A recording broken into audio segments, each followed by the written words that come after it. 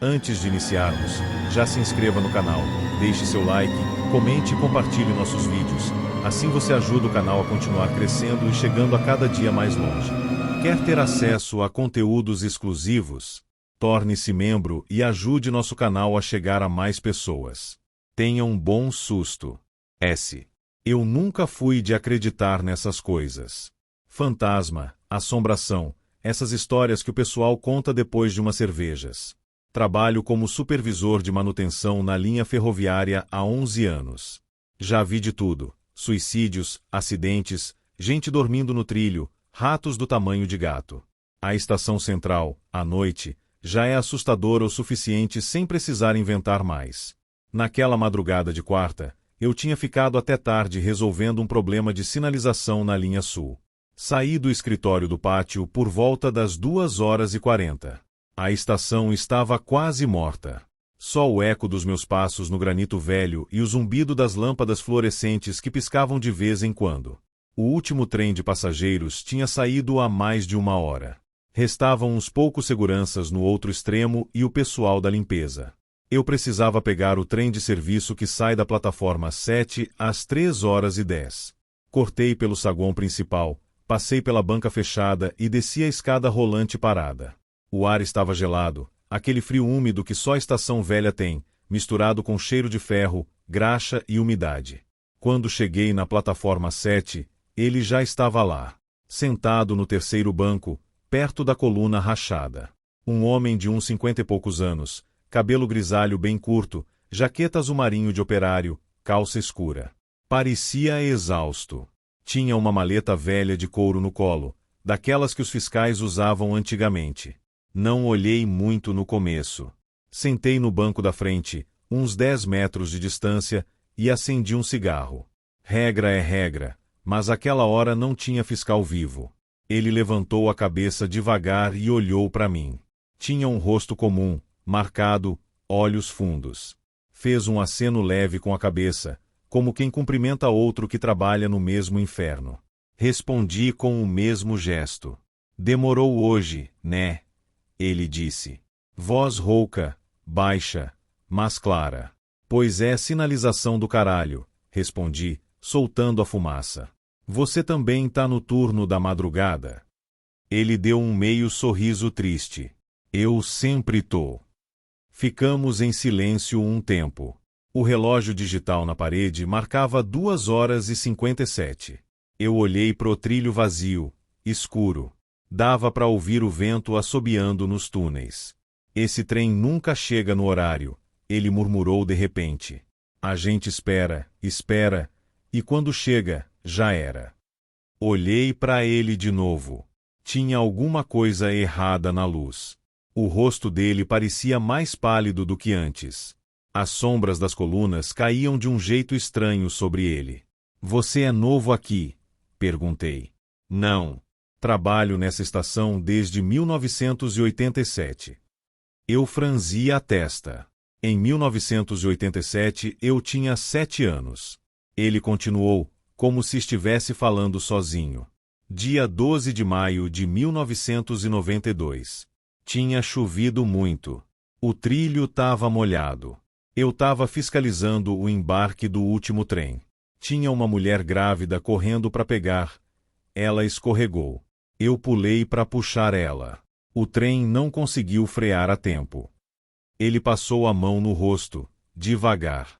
Eles disseram que eu morri na hora. Mas eu ainda venho todo dia. Espero o trem que nunca me leva embora. Senti um arrepio subir pela espinha. Olhei pro relógio, 3h08. Meu trem de serviço já devia estar manobrando. Levantei devagar. Queria sair dali. Qual é o seu nome, amigo? Perguntei, já me afastando um passo. Sebastião Ribeiro. Fiscal da plataforma 7. Eu congelei. Conhecia aquele nome. Todo mundo que trabalha na central conhece. Tem uma placa pequena, quase escondida atrás da sala de manutenção, em memória de Sebastião Ribeiro, de 1954 a 1992. Que Deus o tenha. Quando olhei de novo, o banco estava vazio. A maleta não estava mais lá. Só restava um cheiro leve de cigarro velho e graxa, mesmo eu tendo apagado o meu. O trem de serviço chegou 2 minutos depois, buzinando. Entrei no vagão sem olhar para trás. Sentei no fundo, encostei a cabeça no vidro frio e fechei os olhos. Até hoje, quando preciso passar pela plataforma 7 depois da meia-noite, eu sinto. Às vezes escuto o barulho de uma maleta sendo arrastada no piso. Outras vezes, só o vento. E sempre, sempre, tem aquele banco com uma marca de suor que some quando o dia clareia. Quem trabalha no subsolo das grandes cidades aprende que o silêncio do concreto tem sua própria pulsação. Meu nome é Marcelo, tenho 37 anos e sou supervisor de operações em uma das linhas mais profundas do metrô de São Paulo. Minha rotina é pura engenharia, cronogramas de trens, testes de subestações elétricas, coordenação de equipes de limpeza e segurança. Não sou o homem de dar ouvidos a superstições. Lido com panes elétricas, falhas de sinalização e usuários alterados. Sei o que é real e o que é cansaço. No entanto, em setembro de 2025, durante o fechamento da estação São Joaquim da linha 1 azul, vivi algo que nenhuma norma técnica ou manual de engenharia consegue explicar. Passava da 1h da manhã de uma terça-feira. O último trem de passageiros já havia recolhido para o pátio e o Centro de Controle Operacional, CCO, já havia emitido o aviso de desenergização das vias para que a equipe de manutenção noturna entrasse nos trilhos. Meu trabalho era fazer a varredura final nas plataformas antes de trancar os portões de acesso da superfície. Descia as escadas rolantes desligadas em direção à plataforma inferior.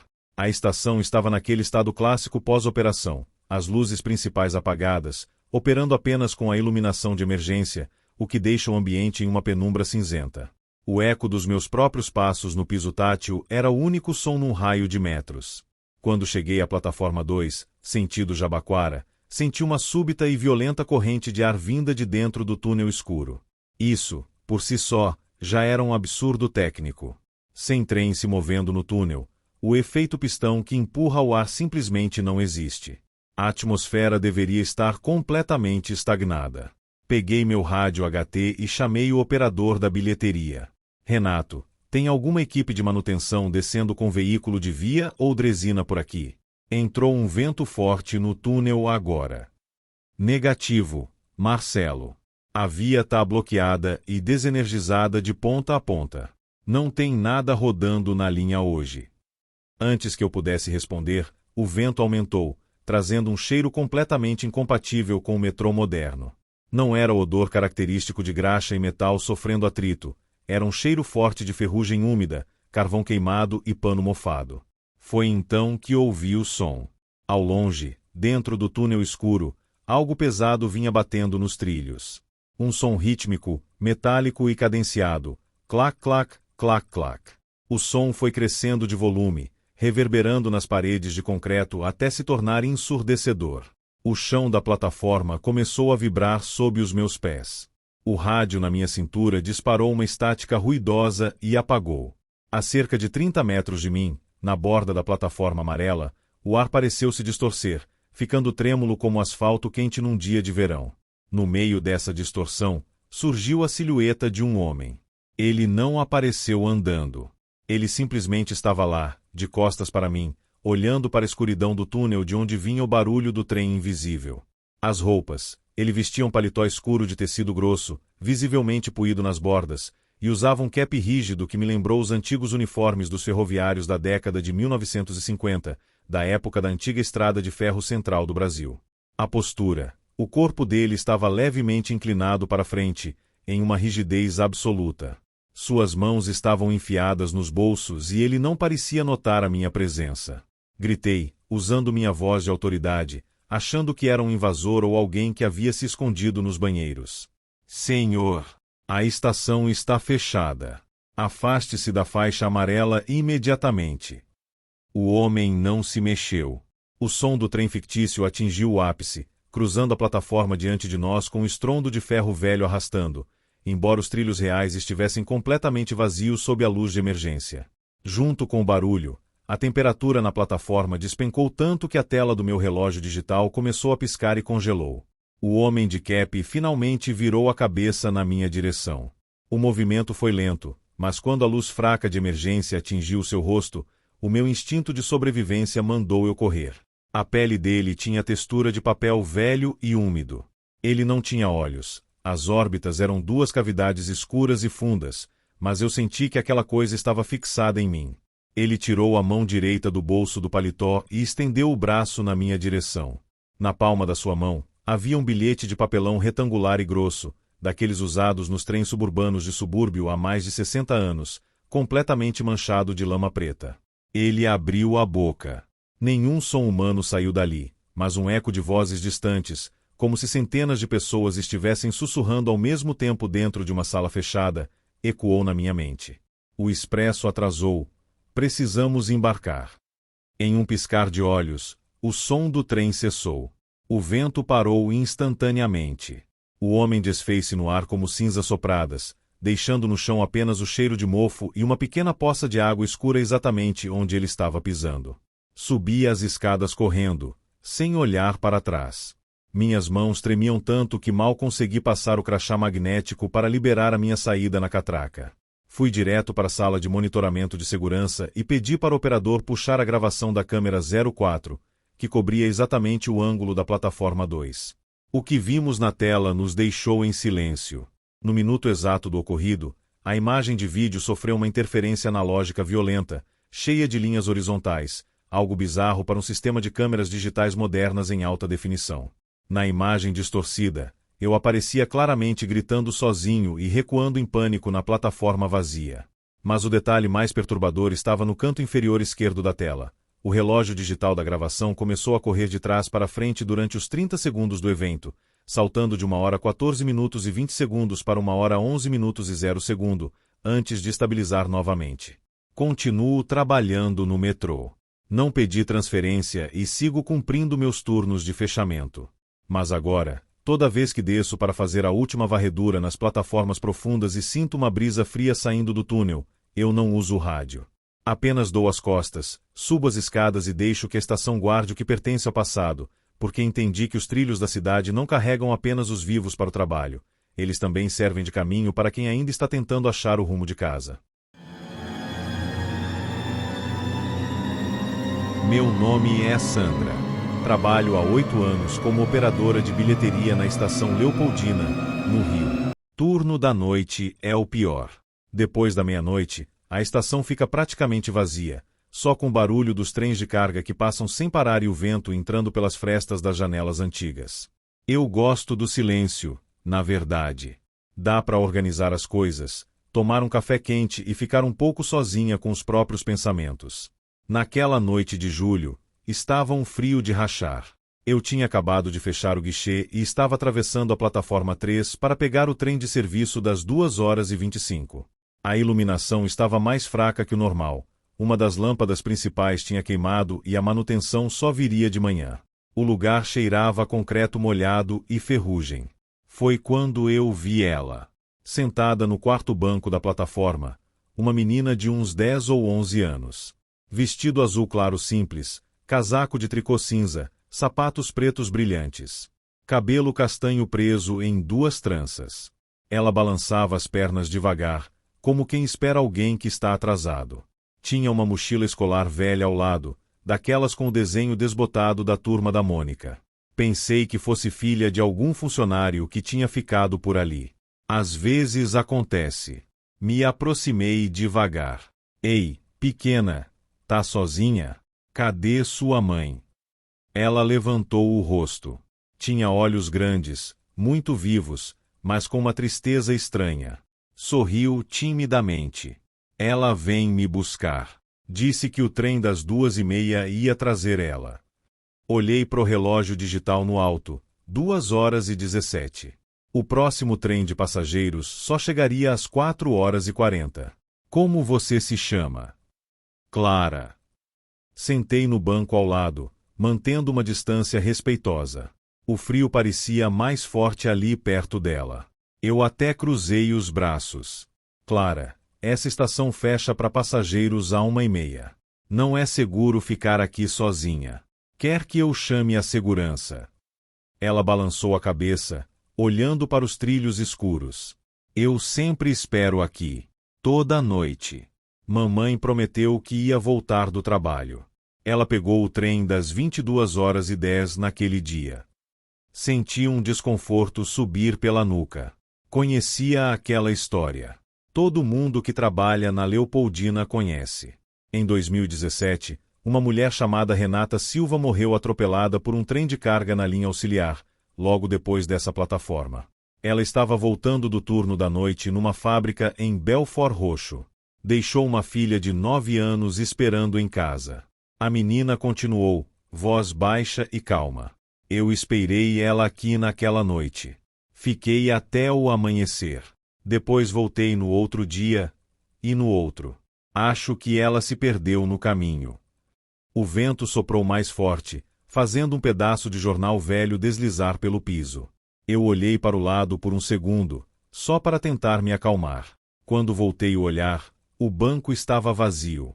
A mochila também tinha sumido. Só restava um cheiro suave de sabonete de criança e talco, misturado com o frio.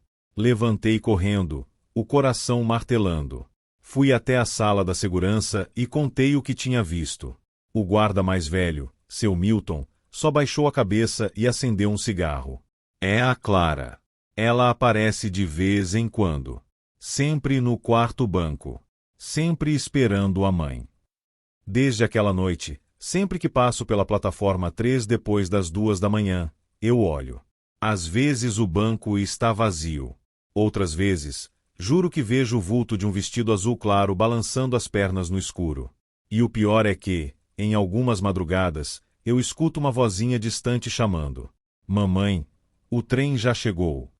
Eu nunca respondo. Só aperto o passo e sigo em frente. Porque eu sei que, para ela, aquele trem nunca chegou. E nunca vai chegar. Sempre gostei de trabalhar à noite. Enquanto a maioria das pessoas evitava os turnos da madrugada, eu fazia questão deles. A estação ficava silenciosa, os trens passavam em intervalos maiores e quase nunca acontecia algum problema. Foi justamente por isso que aceitei ser o responsável pelo fechamento da estação depois da última composição. Hoje, olhando para trás, eu daria qualquer coisa para ter recusado aquele turno. Meu nome é Eduardo, tenho 42 anos e trabalhei durante 6 anos como agente de estação em uma cidade do interior. Era uma estação antiga, construída décadas atrás, com um relógio mecânico enorme pendurado sobre o saguão principal e corredores de tijolos aparentes que amplificavam qualquer som. Depois da meia-noite, só restavam eu e um vigilante. À 1 da manhã, o último trem partia. Às 2, as portas eram trancadas. Essa era a rotina. Ou pelo menos era. Naquela sexta-feira chovia muito. A água escorria pelas calhas antigas, e o vento fazia as placas metálicas vibrarem o tempo todo. Às 1h05, acompanhei a saída do último trem. Vi os últimos passageiros embarcarem. As portas fecharam. O trem desapareceu na curva. Esperei alguns minutos antes de iniciar o fechamento da estação. Foi quando ouvi uma voz atrás de mim. Ainda dá tempo de embarcar? Virei imediatamente. Havia um homem parado próximo à catraca. Usava um sobretudo escuro completamente seco, apesar da chuva lá fora. Segurava uma pequena mala de couro e um chapéu antigo nas mãos. Respondi que o último trem já havia partido. Ele apenas balançou a cabeça. Estranho. Olhei por apenas um segundo para pegar as chaves da porta. Quando levantei os olhos, o homem havia desaparecido. Não caminhando. Não correndo. Simplesmente, não estava mais ali. Procurei pelos corredores, banheiros e sala de espera. Nada. Pensei que estivesse cansado. Talvez tivesse imaginado. Fechei a estação e fui embora. Na noite seguinte aconteceu outra coisa. Enquanto conferia as plataformas, ouvi claramente o som de uma locomotiva se aproximando. Quem já trabalhou em ferrovia conhece esse barulho. Os trilhos começam a vibrar antes mesmo de o trem aparecer. As lâmpadas refletem a luz distante. O vento muda. Tudo isso aconteceu. Os trilhos vibravam. O alto-falante automático ligou sozinho. Só que nenhum trem apareceu. Mesmo assim, o som continuava aumentando. Parecia que a locomotiva estava a poucos metros. Então, silêncio absoluto. Os trilhos pararam de vibrar, como se nada tivesse acontecido. No dia seguinte relatei isso ao vigilante. Ele perguntou: "Você ouviu o trem invisível?" Achei que ele estivesse brincando. Mas ele respondeu sério. Disse que vários funcionários antigos comentavam sobre um trem que podia ser ouvido, mas nunca visto. Segundo eles, quem tentasse seguir o som acabava se perdendo dentro da própria estação. Ri da história. Até viver exatamente isso. Alguns dias depois precisei verificar uma porta que dava acesso ao antigo depósito de bagagens, desativado havia muitos anos. Enquanto caminhava pelo corredor, ouvi novamente a locomotiva. Dessa vez parecia estar chegando à plataforma 1. Segui o som. Passei pelo saguão. Depois pela bilheteria. Depois pela plataforma. Mas quanto mais eu andava, mais distante o barulho ficava. Era como tentar alcançar um eco. Continuei andando. Só percebi que havia algo errado quando encontrei novamente a mesma máquina de refrigerantes. Pensei que tivesse dado uma volta completa. Continuei. 5 minutos depois, passei pela mesma máquina outra vez. E depois pela mesma lixeira. Pelo mesmo banco. Pela mesma coluna rachada. Era impossível. A estação era pequena. Não existia caminho circular. Mesmo assim eu parecia preso no mesmo trecho. Comecei a sentir um frio estranho. Olhei para o relógio de pulso. Marcava 1h47. Resolvi ligar para o vigilante. O celular estava sem sinal. Foi então que ouvi passos atrás de mim. Passos lentos. Arrastados. Achei que finalmente encontraria alguém. Virei rapidamente. O corredor estava vazio. Mas os passos continuaram. Como se a pessoa tivesse parado exatamente quando eu olhei. Voltei a caminhar. Os passos também voltaram. Sempre mantendo a mesma distância. Nunca mais perto. Nunca mais longe. A essa altura meu coração já estava acelerado. Corri. Os passos correram também. Quando alcancei o fim do corredor, empurrei uma porta de emergência. Saí diretamente na plataforma. O vigilante estava parado do lado de fora. Ele olhou para mim assustado. Perguntou onde eu tinha estado. Respondi que estava ali dentro havia poucos minutos. Ele mostrou o relógio. Eram quase 4 da manhã. Segundo ele, eu havia desaparecido por mais de 2 horas. Revimos todas as câmeras da estação. Nas imagens apareço entrando no corredor. Depois disso, nada. Nenhuma gravação minha saindo. Nenhuma falha nas câmeras. Simplesmente desapareci de todos os monitores. Pedi para ver as imagens quadro por quadro. Em um único frame, bem antes de a gravação terminar, apareceu um homem parado ao fundo do corredor. Vestia um sobretudo escuro. Segurava uma mala de couro. Era exatamente o mesmo homem que eu havia visto dias antes. Só que dessa vez ele estava olhando diretamente para a câmera. Mostrei a imagem ao vigilante. Ele ficou pálido. Disse que aquele homem aparecia de tempos em tempos nas gravações desde antes de ele começar a trabalhar ali. Sempre depois da partida do último trem. Nunca durante o dia. Nunca com passageiros presentes. Algumas semanas depois pedi demissão.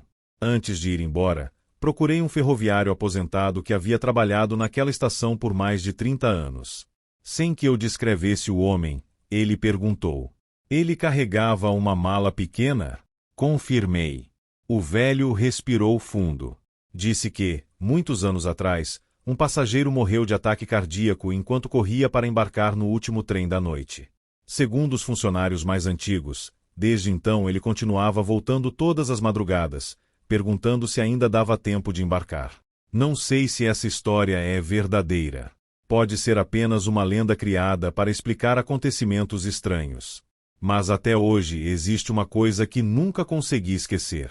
Quando assisti novamente ao último quadro daquela gravação, ampliaram a imagem para tentar identificar o homem. Foi então que percebemos um detalhe. A mala que ele segurava tinha uma pequena etiqueta pendurada na alça. Nela estava escrito, com letras gastas pelo tempo, o meu nome. Eu nunca contei essa história para muita gente. Sempre que tentei, percebia o mesmo olhar nas pessoas. Primeiro elas ouviam em silêncio. Depois sorriam, como quem já tinha decidido que eu estava exagerando. Então aprendi a guardar isso para mim. Meu nome é Vinícius, tenho 39 anos e trabalhei durante quase 10 anos como segurança patrimonial em uma estação de trem antiga. Meu turno era sempre o pior, das 10 da noite até às 6 da manhã. Depois da meia-noite, a estação ficava praticamente vazia. Só restavam alguns funcionários da limpeza, um operador na sala de controle e eu, fazendo rondas entre as plataformas e os corredores. A estação era enorme, comprida o suficiente para que, quando você estivesse em uma extremidade, mal conseguisse enxergar a outra. À noite, isso dava uma sensação estranha. Parecia que a estação nunca terminava. Tudo começou em uma madrugada de terça-feira. Eram exatamente 3h11 quando recebi um aviso pelo rádio. O operador disse que um dos sensores de presença havia detectado movimento na plataforma 3. Achei que fosse algum morador de rua. Peguei a lanterna e fui verificar. Quando cheguei, não havia ninguém. Mesmo assim, o sensor continuava acusando presença. Resolvi caminhar pela plataforma inteira. No meio do percurso, ouvi um banco de madeira render atrás de mim. Aquele barulho era inconfundível, como alguém acabando de se sentar. Virei imediatamente, o banco estava vazio, continuei andando. Alguns metros depois, o mesmo barulho, dessa vez em outro banco, olhei de novo, nada. Na terceira vez resolvi correr. Passei conferindo todos os bancos da plataforma. Nenhum deles tinha ninguém. Quando terminei a ronda, o rádio chamou novamente. Vinícius, por que você ficou parado tanto tempo? Respondi que não tinha parado. O operador insistiu. Disse que havia me visto pelas câmeras durante quase 5 minutos olhando fixamente para os trilhos, completamente imóvel. Aquilo era impossível. Durante esse tempo eu estava caminhando. Lembro perfeitamente de cada passo. Na manhã seguinte pedi para assistir às gravações. A imagem mostrava exatamente o que ele descreveu. Eu aparecia parado, sem mexer um músculo, de frente para os trilhos. A lanterna apontada para baixo. O mais estranho era que, enquanto meu corpo permanecia imóvel na gravação, a sombra atrás de mim continuava andando. Não era a sombra de ninguém. Era apenas uma mancha escura deslizando pelo chão, como se tivesse vida própria. O técnico concluiu que devia ser um defeito na câmera. Eu aceitei essa explicação. Ou tentei aceitar. Nas semanas seguintes comecei a notar outra coisa. Sempre durante a madrugada, alguém caminhava pela plataforma usando sapatos sociais. Era um som muito característico. Toque, toque, toque. Passos lentos, sempre no mesmo ritmo. O curioso era que o piso era de concreto áspero. A maioria das pessoas fazia barulho diferente ao caminhar. Mas aqueles passos eram secos, precisos. Como se o chão fosse de madeira, diversas vezes tentei seguir o som. Nunca encontrei ninguém. Até uma sexta-feira. Chovia muito naquela noite. A estação estava completamente vazia. Enquanto fazia ronda, vi um homem sentado no último banco da plataforma. Usava terno escuro, as mãos apoiadas sobre uma pasta de couro. Pensei que fosse algum passageiro perdido. Aproximei-me. Senhor, a estação já encerrou o funcionamento. Ele não respondeu. Continuei andando. Quando fiquei a poucos metros, o sistema de iluminação piscou 2 vezes. Não chegou a apagar. Foram apenas 2 lampejos rápidos. Quando a luz estabilizou, o banco estava vazio. Olhei para os dois lados. Não havia ninguém caminhando. Nenhuma porta aberta. Nenhum lugar onde ele pudesse ter se escondido. Voltei imediatamente para a sala de monitoramento. Pedi para revisar as imagens. O operador começou a retroceder a gravação. No momento em que eu me aproximava do banco, a câmera apresentou uma interferência. Durou menos de 2 segundos. Quando a imagem voltou, eu aparecia falando sozinho diante de um banco completamente vazio. Perguntei ao operador se ele tinha visto o homem antes da falha. Ele respondeu: "Que homem? Na gravação nunca existiu homem nenhum." Depois disso comecei a evitar olhar diretamente para os bancos vazios. Pode parecer ridículo, mas eu sentia que, se olhasse por tempo demais, encontraria alguém sentado. E tinha medo de descobrir que só eu conseguiria vê-lo. Meu último plantão naquela estação aconteceu cerca de 1 mês depois. Faltavam poucos minutos para as 4 da manhã. Recebi outra vez um aviso de movimento na plataforma 3. Respirei fundo. Peguei a lanterna. Fui sozinho. Tudo parecia normal. Silêncio. Chuva fina. Os trilhos brilhando sob a iluminação. Então ouvi os passos. Toque, toque, toque. Eles vinham atrás de mim. Não olhei. Continuei andando. Os passos aceleraram. Acelerei também. Eles fizeram o mesmo. Até que pararam completamente. Pensei que tivesse acabado. Foi quando ouvi uma voz baixa. Muito baixa. Quase um sussurro. Não sente no banco. Meu corpo inteiro gelou. Porque a voz não vinha de trás. Ela vinha exatamente ao meu lado. Virei a cabeça devagar. Não havia ninguém. Corri até a sala de controle. Contei tudo ao operador. Ele ficou em silêncio por alguns segundos. Depois abriu uma gaveta da mesa e tirou um recorte de jornal antigo. A notícia contava que, décadas antes, um homem sofreu um mal súbito enquanto aguardava o primeiro trem da manhã naquela mesma plataforma. Segundo testemunhas da época, ele permaneceu sentado no banco até ser encontrado pelos funcionários. O operador apontou para a fotografia publicada na reportagem. Meu coração quase parou. Era o mesmo homem de terno escuro que eu havia visto semanas antes. A mesma pasta de couro, o mesmo rosto. Pedi demissão 2 dias depois. Nunca mais aceitei trabalhar em estações ferroviárias. Alguns meses atrás, precisei pegar um trem durante uma viagem. Enquanto esperava na plataforma, procurei um banco para me sentar. Na hora em que me aproximei, ouvi atrás de mim o mesmo sussurro que escutei naquela madrugada. Exatamente a mesma voz. Exatamente as mesmas palavras. Não sente no banco. Olhei ao redor. Ninguém parecia ter ouvido. Resolvi esperar em pé. Quando o trem chegou, um senhor que estava sentado naquele banco passou mal de repente e caiu antes mesmo de conseguir embarcar. Até hoje eu não sei quem era aquela voz. Só sei que, desde então, nunca mais me sentei em um banco de estação enquanto espero um trem. Pode parecer superstição, mas algumas noites me ensinaram que existem avisos que a gente só recebe uma vez.